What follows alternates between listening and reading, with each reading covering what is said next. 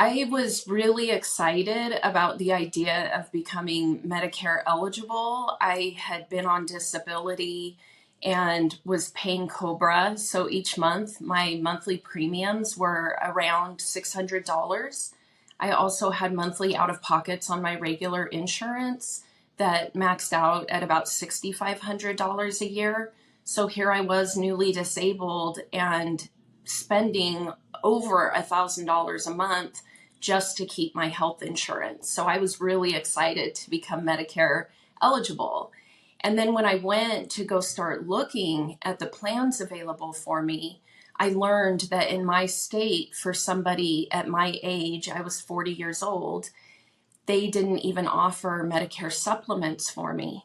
So I had to go on a Medicare Advantage plan. When I started looking at options for those plans that were available for me, I realized that one of the medications that I was previously on, I wasn't currently on it, but if I had another recurrence, I would have to go back on that medication. And I learned that that medication was going to cost me $5,000 a month out of pocket to get that covered.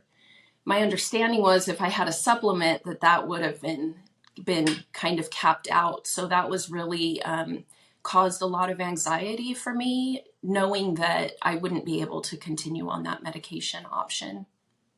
The other issue for me with this Medicare plan the Medicare Advantage plan, is that it's offered just by state. So in the state of Nevada, a lot of our state is very rural and we don't have access to the best doctors.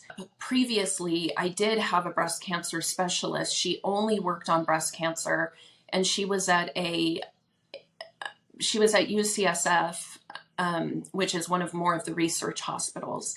And so I felt really good being able to see her. I was able to see her on my regular insurance. Then when I switched to Medicare Advantage, I was no longer able to see her. I believe anybody with metastatic cancer should be seeing a specialist in their cancer. And we do not have those here where I live.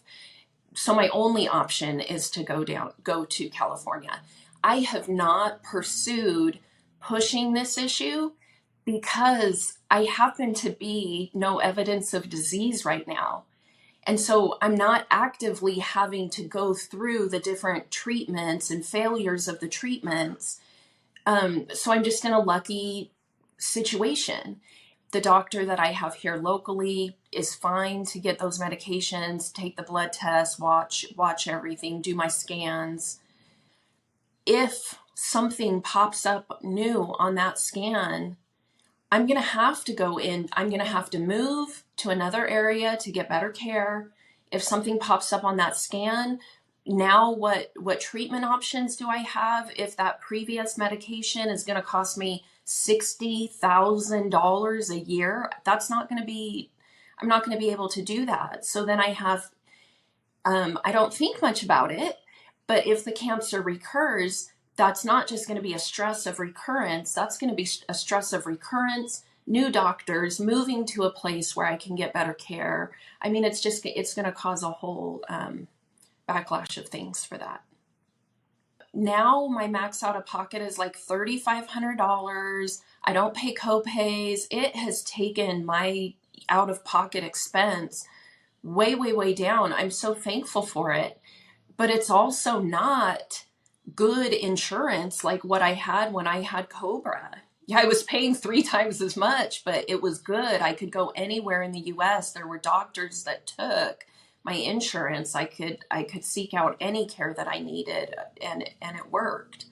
So while I'm very glad to have Medicare now because it has stopped the bleeding from all of those medical expenses, there have been a lot of limitations that have just really impacted my continuity of care through this whole experience.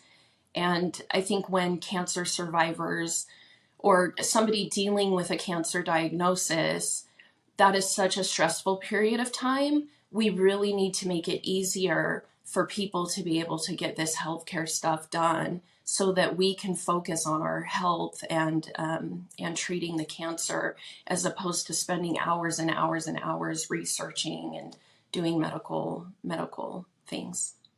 That's been my experience.